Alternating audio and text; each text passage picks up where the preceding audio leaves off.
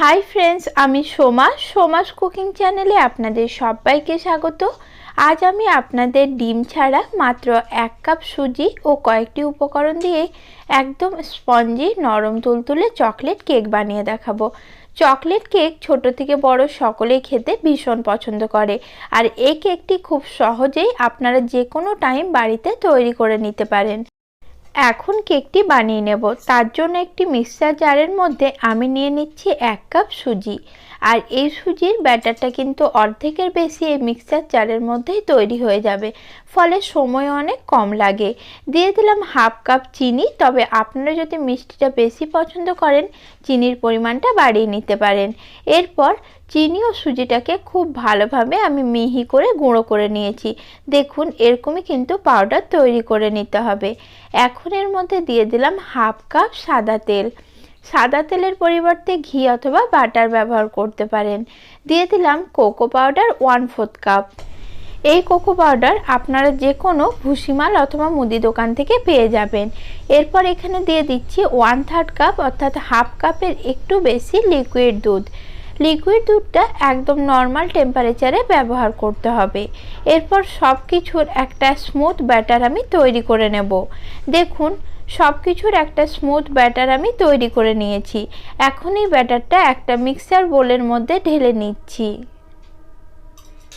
এরপর এই ব্যাটারের মধ্যে আমি দিয়ে দিচ্ছি 1 টেবিল চামচ বেকিং পাউডার, দিচ্ছি 1 চামচের 4 ভাগের 1 ভাগ বেকিং সোডা। এরপর এই দুটোকে খুব ভালোভাবে কেকের ব্যাটারে মিশিয়ে নিতে হবে।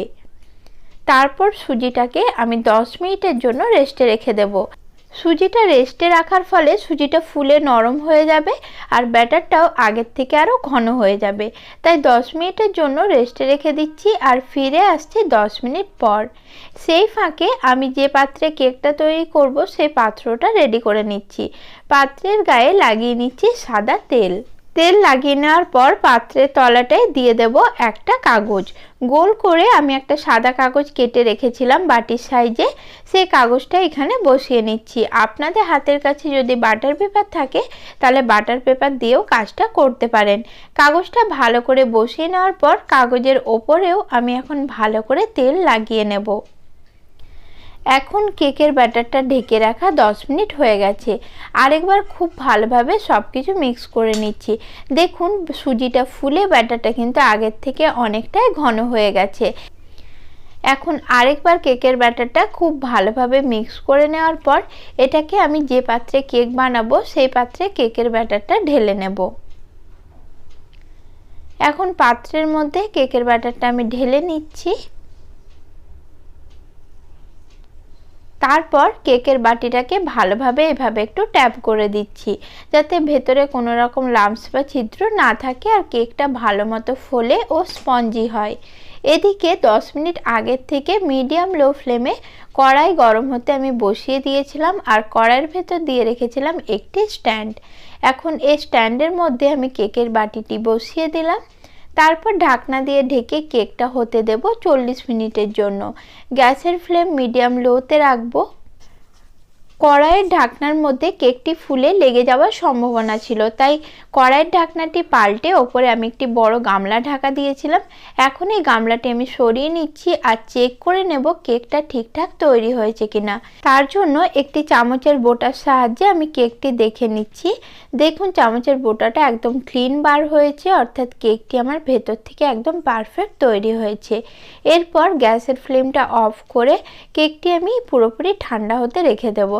আর কেকটি ঠান্ডা করার সময় অবশ্যই কিন্তু ঢেকে রাখতে হবে, না হলে কেকের ওপরের লেয়ারটা শক্ত হয়ে যাবে। কেকটি আমি পুরোপুরি ঠান্ডা করে নিয়েছি। এখন ছুরির সাহায্যে কেকের 4 সাইডটা এভাবে বাটি থেকে একটু আলগা করে নিচ্ছি, যাতে কেকটা বের করে নিতে সুবিধা হয়।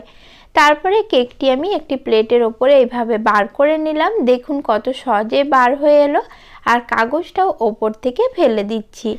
এখন দেখুন কেকটা কতটা স্পঞ্জি তৈরি হয়েছে। এই কেকটাকে আরও বেশি টেস্টি করে তোলার জন্য আমি নিয়েছি রেডিমেড চকলেট সস। এখন চকলেট সসটা আমি কেকের ওপরে দিয়ে দিচ্ছি। তারপর কেকের গায়ে খুব ভালোভাবে এটা লাগিয়ে নেব। কেকটা এইভাবে একটু সাজিয়ে নিলে দেখতেও যেমন সুন্দর লাগে, খেতেও ভীষণ মজার হয়। তবে এই কেকটি এমনিতেও অনেক টেস্টি হয়, চকলেট সস ছাড়াও আপনারা এই কেকটি খেতে পারেন। কেকটি আমি সাজিয়ে নিলাম, এখন এটা কেটে নিচ্ছি।